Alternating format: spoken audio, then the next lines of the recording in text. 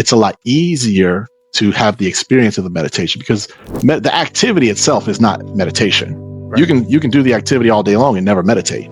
Meditation is a state of being, but it will afford you more benefit than any of those because concentration is needed to go deeper with meditation. Concentration is needed for astral projection. Concentration is needed for mental perception. Concentration is needed for any spiritual ability or gift or experience you're trying to have or create for yourself. Oh, one thing that you were talking about on your site is applied metaphysics. Is that what you were leaning towards, or you were saying using the breath when people talk about pranayama, applied metaphysics? Applying this stuff into your life. Because we can sit up here and talk about it all day long, but what does that really do for us? It just makes us sound good. But when we truly apply it to our life, that's when we initiate change, initiate growth, initiate transformation. And that's when we really gain and garner more understandings. The understandings are the foundation that stand under us, that we are built upon and stand upon to truly be who we are.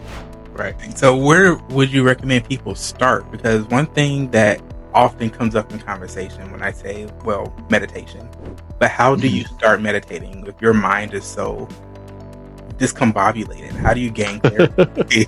I'll say that concentration is where I would suggest to start, and I'll circle back to that. But I also, as far as meditation, I don't really like to teach a still mind meditation, which is what most people teach and talk about and what most people have the most difficulty with. I do teach it like to the mentees and things. I have a great still mind meditation for them that's perfect for expanding your third eye and things. But anyways, I like to teach active meditations.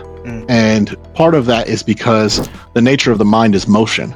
So if you allow yourself to meditate with the mind still having some motion, then it's a lot easier to have the experience of the meditation because the activity itself is not meditation. Right. You can do the activity all day long and never meditate. Meditation is a state of being. It's like a resonance. You are meditating.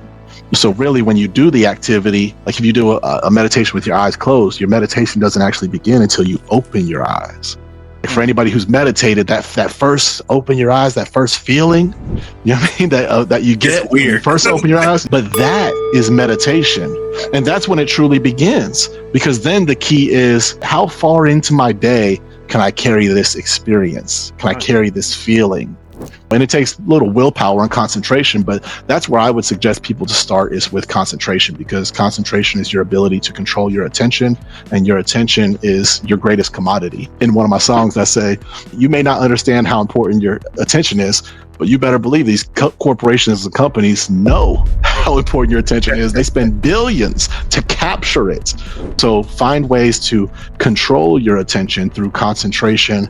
I would suggest doing a 5-minute concentration exercise every single day and start there, because then that's going to allow you to be more open to see what the universe around you and the environment around you and within you is going to guide you to what is your next step. That's definitely what I would suggest. It's a lot harder and not as fun as if I gave you a different breathing technique that's fun, or a meditation, a guided meditation or something, or active meditation.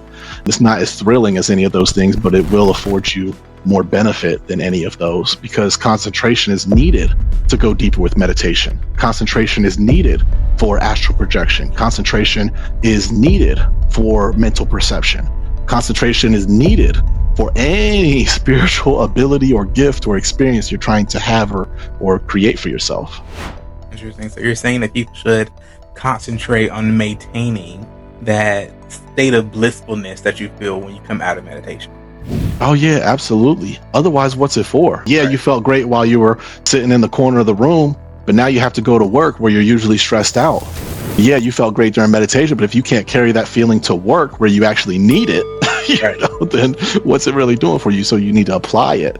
Because that's why I talk about being a metaphysician, because it's a scientific term, like I said. And so be a scientist. What do scientists do? They create their own research, and what do they do with the research? They go into a laboratory, a controlled environment. We have to have this group, and then we have to have a control group. So you've orchestrated and controlled within this particular environment that is safe from outer influence. I'm going to find my research and studies and discover things for myself.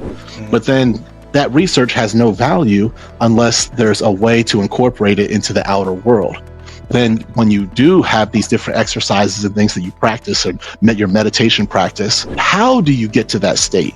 Observe and watch the mechanics of your mind unfold to take you from here into a different state of consciousness, so that when everything's going on around you and it's more chaotic, your boss is sending you emails, your coworker trying to talk to you about lunch, you're trying to avoid this other person who's always distracted you have all this stuff going on. How do I then do the same thing that I did before without all this outer distraction? How do I recreate that for myself now when I truly need it the most?